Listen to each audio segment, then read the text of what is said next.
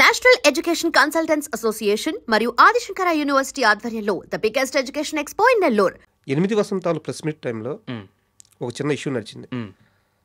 ఒక senior journalist మీ సినిమాలో ఉన్న ఒక సీన్ని అడ్రస్ చేస్తూ ఇలా ఎందుకు చేశారు అని చెప్పి క్వశ్చన్ రైజ్ చేశారు. అండ్ ఆ రైజ్ చేసిన విధానం కూడా చాలా స్ట్రాంగ్గా ఉంది. ఇక్కడ వేరే హీరో, వేరే భాష హీరోనో లేకుంటే వేరే హీరోనో ఉంటే నేను ఈ క్వశ్చన్ అడిగేవాడిని కాదు. మీకు తెలుగు మీద చాలా పట్టు ఉంది, వెరీ వెల్ ఎడ్యుకేటెడ్, ఒక కార్పొరేట్ లైఫ్ని లీడ్ చేసి వచ్చారు, సో అవగాహన అంతా ఉంది. మీరు ఎందుకు ఆయన దగ్గర ఒక స్ట్రాంగ్ వాయిస్ వినిపించలేకపోయారు? ముందు అగ్రి చేస్తారా దీన్ని వినిపించలేదు అని? అంటే ఇక్కడ 2 రకాల ఫీడ్బ్యాక్ వచ్చిందండి.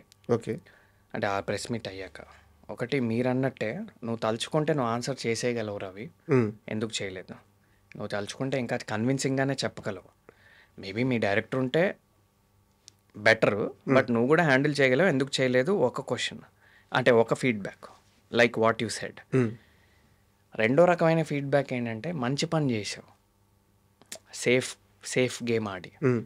బికాస్ నీలాంటి వాడు ఇప్పుడే మార్కెట్లోకి వచ్చిన ఒక యంగ్ హీరో అలానే నాన్ కాంట్రవర్షియల్గా ఉండాలి, ఎస్పెషలీ క్యాస్ట్, పాలిటిక్స్, రిలీజియన్ ఇలాంటి టాపిక్స్ మీద, అంటే పబ్లిక్ స్పేస్లో. పర్సనల్గా మన ఒపీనియన్స్ మనకు ఉండొచ్చు. సో మీరు అన్న దానికి ఎస్ అండ్ నో అండి.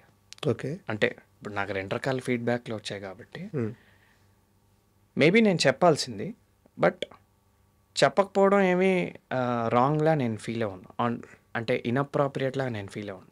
ఎందుకంటే అక్కడ నేను సేఫ్గా హ్యాండిల్ చేసి మంచి పనే చేశా. 2 రీజన్స్ అండి. ఫస్ట్ పాయింట్, మీరు ప్రొఫెషనల్గా ఆలోచిస్తే, ప్రొఫెషనలీ రైటర్ నేను కాదు.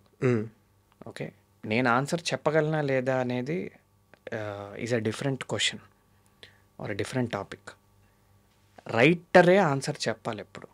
ఓకే ఓకే, ఇన్ఫ్యాక్ట్ ఈ సినిమాకి రైటర్ డైరెక్టర్ ఒకళ్ళే. ఓకే, ఇప్పుడు చాలా సినిమాలకి రైటర్ వేరు, డైరెక్టర్ వేరు కూడా ఉంటారు. అవును, ఆ సీన్ రాసిన రైటరే ఎప్పుడు చెప్పాలండి. ఎందుకంటే ఆ రాసినప్పుడే ఒక ఫలానా పోనీటైల్ వేసుకున్న ఒక బ్రాహ్మిన్ ఒక అమ్మాయిని అసాల్ట్ చేస్తాడు, ఆ అమ్మాయి ఫైట్ చేస్తుంది, ఇలా సీన్ ఇలా ఉంటుంది కదా, ఆ డైరెక్టర్ దాన్ని అందంగా తీస్తాడు అంతే.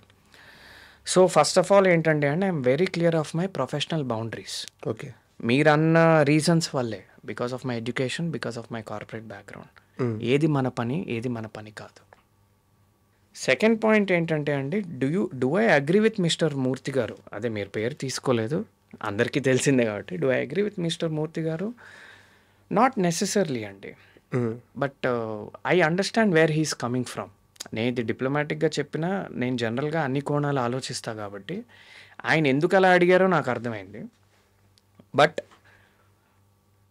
నాలాంటి వాడు అలానే ఉండాలండి. ఎందుకంటే ఇక్కడ క్లియర్గా చెప్తున్నా, నేను ఇప్పుడు చెప్పే ఆన్సర్కి నాకు తెలిసి మీరు అగ్రీ చేస్తారు, విచ్ ఇస్, చూడండి మన చాలా సెన్సిటివ్ కంట్రీ ఇది, especially India. Okay, caste, religion, politics ఇవన్నీ చాలా సెన్సిటివ్ టాపిక్స్. ఓకే,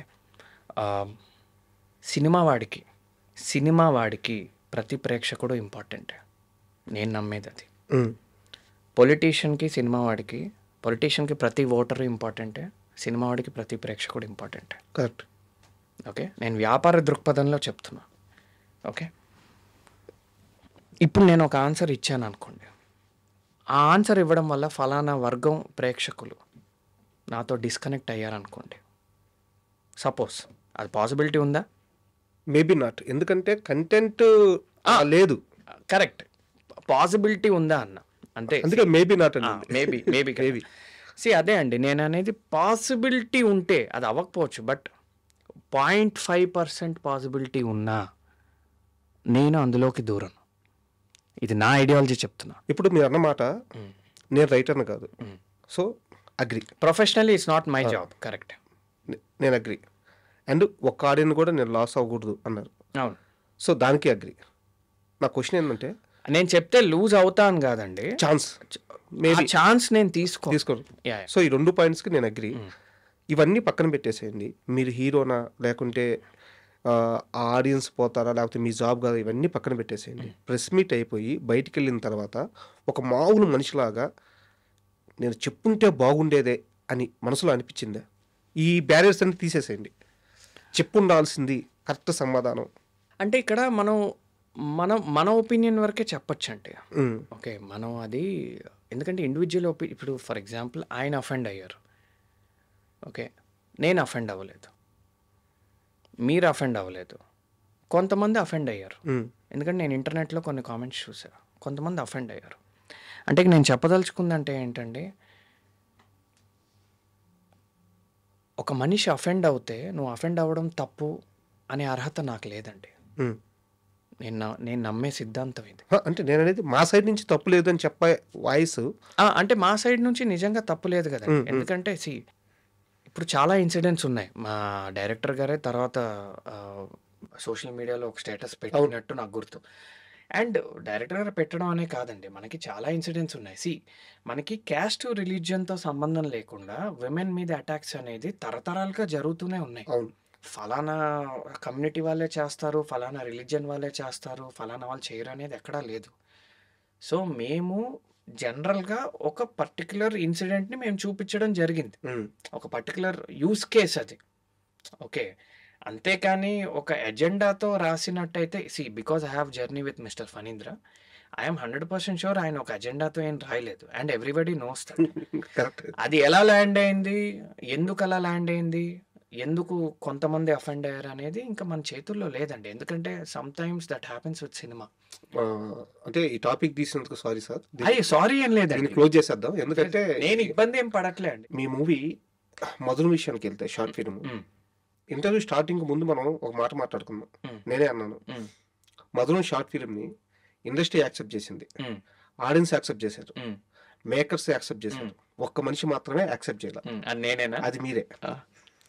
మధురం అంత పెద్ద సక్సెస్ అయింది, ప్రతి ఒక్కరు దాని గురించి మాట్లాడుతున్నారు. దానికంటే ముందు 1 year ముందే రాజుతారు షార్ట్ ఫిలిమ్స్ నుంచి వచ్చి హీరోగా ఎస్టాబ్లిష్ అయిపోయి ఉన్నారు. మీకు అక్కడ చాలా పెద్ద లెవెల్లో లైఫ్ కనిపిస్తుంది. ఎందుకు ఇండస్ట్రీని వదిలేసి వెళ్ళిపోయారు? చాలా మంది అడిగారండి ఇది. నేను కలిసిన ప్రతి ఒక్కరు నన్ను ఈ క్వశ్చన్ అడుగుతాడు. ఎందుకంటే మధురంకి అంత యూనివర్సల్ అపీల్ ఉంది కాబట్టి. కోపం కూడా ఉంది మీ పైన తెలుసు. చాలా మంది కోపం కూడా ఉంది. చాలా మంది కోపం మీరు ఎందుకు వెళ్ళిపోయారు అని అడిగిన వాళ్ళు ఉన్నారు. I'm glad you are back అన్న వాళ్ళు చాలా మంది ఉన్నారు. సో ఫస్ట్ థింగ్ ఏంటంటే అండి, నాకు అప్పుడు భయం వేసిందండి. ఓకే, వస్తే మనం నలిగిపోతామేమో, మనకి ఇండస్ట్రీలో నిలబడడానికి కావాల్సిన గాడ్ ఫాదర్ లేడేమో, మేబీ మన నెపోటిజం కాదు కదా, మనలాగా చదువుకున్న వాళ్ళు ఇండస్ట్రీలో నిలబడలేరేమో, చాలా అపోహలు ఉండేవి. అవి నా పర్సనల్ అపోహల కంటే కూడా నాకు ఎక్కిచ్చారు అది చుట్టుపక్కల వాళ్ళు. అండ్ నేను తీసుకున్నా. ఇప్పుడు నాలో భయం ఉండింది కాబట్టి చుట్టుపక్కల వాళ్ళు ఆ భయాలు నాకు ఎక్కించినప్పుడు నేను యాక్సెప్ట్ చేసా అవన్నీ. ఇప్పుడు చదువుకున్న వాళ్ళు ఇండస్ట్రీలో నిలబడలేరు, ఫలానా క్యాస్ట్ వాళ్ళు ఇండస్ట్రీలో నిలబడలేరు, గాడ్ ఫాదర్ లేకుండా ఇండస్ట్రీలో నిలబడలేరు, డబ్బు బలగం లేకుండా ఇండస్ట్రీలో నిలబడలేరు. అంటే నేను హీరో అవుదాం అనుకుంటున్నా అని చెప్పా కాబట్టి. నేను ఒక డైరెక్టర్ యాక్టర్ అని ఉంటే మేబీ వేరే రకాల స్టేట్మెంట్స్ వచ్చేవి. ఓకే, అంటే జస్ట్ సపోర్టింగ్ యాక్టర్ అని అనుంటే నా నోట్లో ఇండస్ట్రీకి వెళ్తే పాడైపోతావు,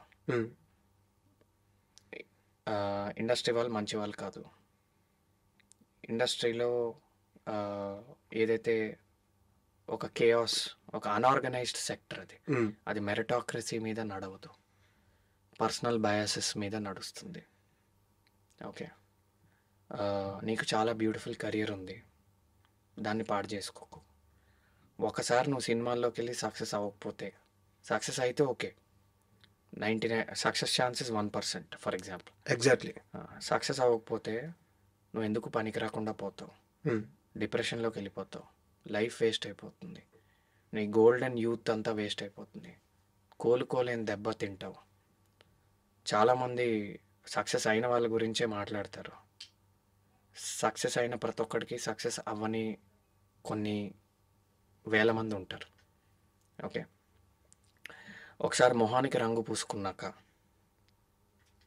రంగు అలవాటు అయ్యాక ఇంకో పని చేయలేవు. నువ్వు అది పిచ్చి అనేది చిన్న పదం, అడిక్షన్ అనేది చిన్న పదం, ఆ మత్తు ఇంకోటేదో అదొక ట్రాన్స్. చప్పట్ల అలవాటైతే, మొహానికి రంగు అలవాటైతే, అదే నువ్వు ఇంకో పని చేయలేకపోవచ్చు, అంటే నీకు ఇంకో ప్రపంచం ఉండదు. అదే నీకు ఫ్యామిలీ లైఫ్ ఉండదు, నీకు సోషల్ లైఫ్ ఉండదు, నీకు హ్యాపీనెస్ ఉండదు. నేను విన్నవి చెప్తున్నా. ఇవన్నీ ఎవరెక్కిచ్చారు మీకు? మా ఫాదర్ ఎక్కిచ్చారు. మా father is a well known doctor, dermatologist. మా నాన్న ఎక్కిచ్చారు, నా ఫ్రెండ్స్ కొంతమంది ఎక్కిచ్చారు, ఇంటర్నెట్లో కొంతమంది ఎక్కిచ్చారు.